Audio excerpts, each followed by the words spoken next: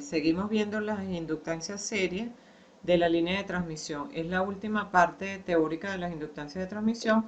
Nos quedaría después cubrir la parte práctica. Vamos a ver líneas trifásicas, o sea, ya cuando vemos líneas trifásicas, la ventaja es que vamos a tener tres conductores que están en algún arreglo de alguna manera y que ese arreglo tiene los tres conductores son del mismo tipo. Eso es fundamental en las líneas de transmisión. Entonces, hay tres configuraciones. En base a estos tres podemos sacar cualquier otra configuración que quieran ver.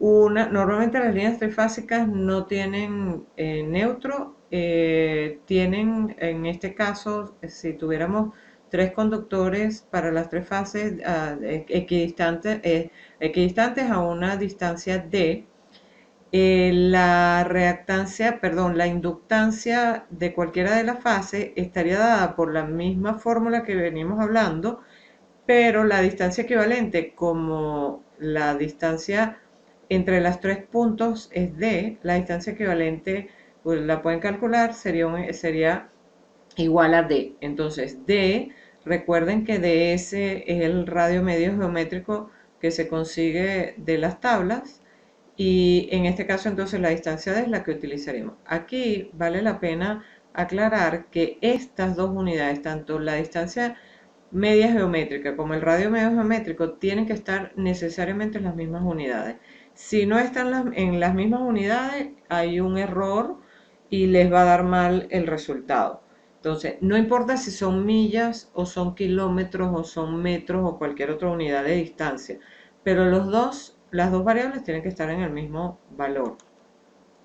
Luego, después la aplicación de esto mismo, suponiendo que las tres fases están con separación que no es equilátero, no es un triángulo equilátero, o sea, tenemos D1, 2 entre las fases 1 y 2, D2, 3 entre 2 y 3 y D3, 1 entre las fases 3, 1. Sacamos nuestra distancia media geométrica con la ecuación que hicimos, una raíz cúbica de las tres distancias. Recuerden, obviamente las tres distancias tienen que estar en las mismas unidades, y una vez que calculamos esto con las mismas unidades, pues ponemos tanto el radio medio geométrico como la distancia media geométrica, las ponemos en las mismas unidades para trabajar con el resultado. Aquí en esta fórmula pueden aplicar la fórmula que se dedujo en la clase anterior, en la clase 10, se dedujo la fórmula directamente para calcular XL. Nosotros en realidad no necesitamos calcular la inductancia, necesitamos calcular la reactancia inductiva, que es lo que nos va a servir como parámetro para nuestra red. ¿Qué pasa si están alineadas las tres fases? Bueno, es una aplicación de esto, de 1, 2. Normalmente D1, 2 y D2, 3, suponiendo que 2 está alineada con D1, con 1 y 3, D1, 2 y D2, 3 normalmente tienen la misma separación, y después D3, 1 sería el doble de la distancia. Pero eso son aplicaciones de esto mismo. Luego, ¿qué pasa cuando tenemos una línea que tiene, acuérdense lo que hablaba, lo que estuvimos hablando en la última clase, que tenemos, por cada fase tenemos dos conductores que llevan toda la potencia? Entonces hay que hacer un ajuste al radio medio geométrico. La distancia media geométrica queda igual, o sea, esta distancia entre los dos, entre el grupo de conductores, va a partir del medio entre los dos cables de la misma fase, y después se hace un ajuste usando esta fórmula, se hace un ajuste para ese DS que tenemos aquí. O sea, ya DS lo sustituiríamos por DSB. La B se usa en los libros para bunch. Bunch en inglés es un grupo de cosas. Entonces, en este caso estaríamos hablando de un bunch de dos cables por fase. ¿Ok? Entonces, esta ecuación la modificamos, sustituimos aquí por DSB y la distancia media geométrica sería la misma.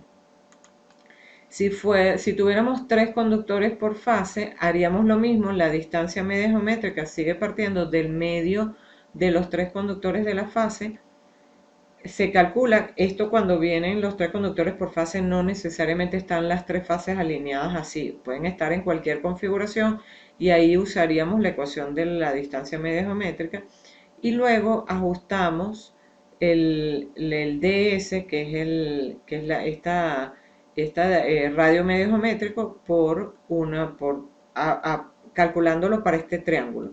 ¿Ok? Pero es el mismo concepto, seguimos siempre utilizando la distancia media geométrica como numerador y el radio medio geométrico como denominador. ¿Ok? Aquí en estos casos, cuando hay 2, 3 o 4 conductores por fase, ajustamos solamente el radio medio geométrico.